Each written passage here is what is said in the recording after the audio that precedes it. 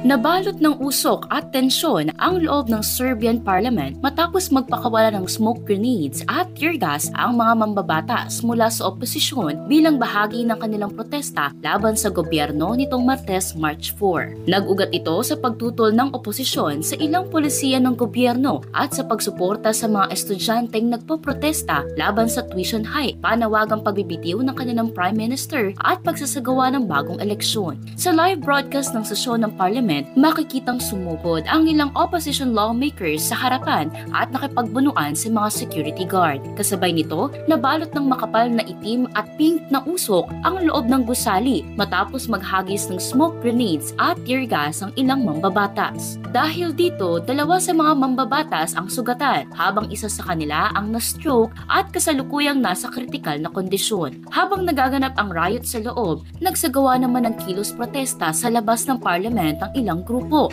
Bitbit ang mga panawagan laban sa umano'y korupsyon ng gobyerno kasunod ang pagbagsak ng kisame ng isang train station na ikinasawi ng 15 katao. Para maging updated sa mga happening abroad, mag-follow at mag-subscribe sa social media pages ng News 5.